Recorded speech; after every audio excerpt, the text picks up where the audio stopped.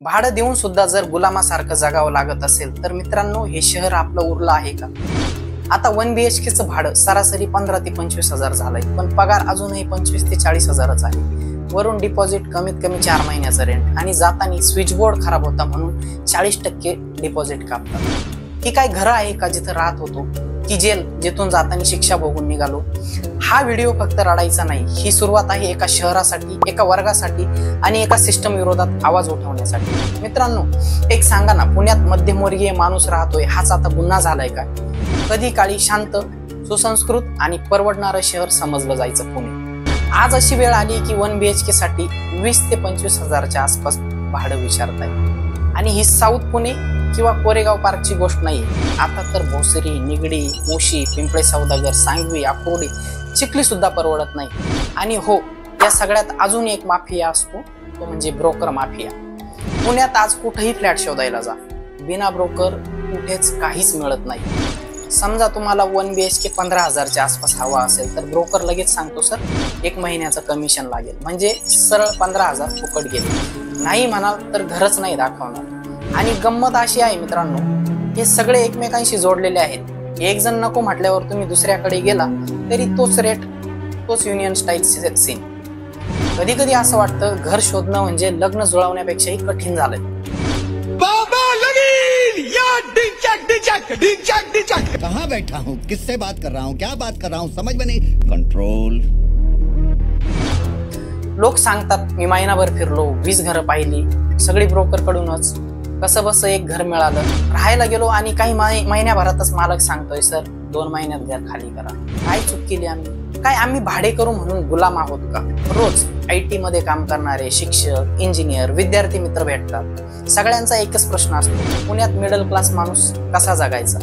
खाली तपशील आहे पुण्यातील भाडे विभागानुसार कसे आहे, real data, area wise. Central पुण्याचं जर बघितलं तर 1 BHK सरासरी 13 ते 15 हजार, 2 BHK 25 ते 22 हजार आहे. कोथरूड मध्ये गेलात तर 1 BHK 18 ते 20 हजार, 2 BHK 25 ते 35 हजार. बिबवेवाडी एरियात बघितलं तर 1 BHK 11 ते 13, 2 BHK 23 ते 26 हजार आहे. कात्रज 9 ते 11 हजार रेंज आहे, 2 BHK 18 ते 22 हजार. सिंहगड रोडची परिस्थिती 10.5 ते 12.5 हजार 1 BHK, 2 BHK 18 ते 23 हजार. त्याचप्रमाणे कोरेगाव पार्क 23 ते 28 हजार 1 BHK, 35 ते 45 हजार 2 BHK. प्रभात रोड 22 ते 25 हजार आणि 30 ते 40 हजार 2 BHK. हिंजेवाडी, वाकड, बानेर 22 ते 26 हजार 1 BHK चा रेट आहे, 2 BHK चा 35 ते 45 हजार. खराडी आणि विमाननगर 25 ते 30 हजार 1 BHK, 40 ते 50 हजार 2 BHK. PCMC चा एरिया 15 ते 20 हजार सरासरी, 1 BHK, 2 BHK 25 ते 30 हजार आहे. आता एवढं सगळं बघितल्यावर एक गोष्ट स्पष्ट आहे, ही सिस्टम आपल्याला घरात नाही तर गुहेत ढकलते. घर मालक दरवर्षी भाडं सरळ 3 ते 5 हजार वाढवतात. मार्केट ट्रेंड आहे मग, पण पगार 5%ही वाढत नाही. अप्रायझलचा मेल येतो, this year has been challenging. एका क्लायंटनी सांगितलं, सर मुलाला गावी पाठवतो, इथं राहणं परवडत नाही. दोघं मिळून जोडीने 60 हजार कमवत असतील तरी त्यातले 15 ते 20 हजार भाड्यात जातात. त्यानंतर deposit, maintenance, light bill, travel, food, सगळं काही. मग घर घ्यायचं कसं मित्रांनो? बचत करायची कुठे? यानंतर असतो तो मोठा ट्रॅप, डिपॉझिटवाला. भिंती खराब होते, डाग होते, सिंक खराब झालेलं, स्विचबोर्ड खराब, फॅन स्लो, अशा नानाविध कारणांनी तुमचं डिपॉझिट तब्बल 50 ते 60% कापलं जातं, किंबहुना 100%ही कापलं जातं. म्हणजे 11 महिने नीट राहून पण जाताना आपण चोरच ठरतो. बघा, सगळेच घर मालक वाईट नसतात. काही खरंच प्रामाणिक लोक पण आहेत जे म्हणतात तुम्ही घर नीट ठेवलं तर संपूर्ण डिपॉझिट परत घ्या. माझा व्यक्तिगत अनुभव आहे असा. पण आज अशा लोकांची टक्केवारी खूपच कमी आहे. खरं सांगायचं म्हणजे आता या सिस्टमचा पूर्ण कंटाळा आलाय. मित्रांनो, यासाठी आपल्याला काय हवंय? एक म्हणजे area wise standard rent slab असला पाहिजे.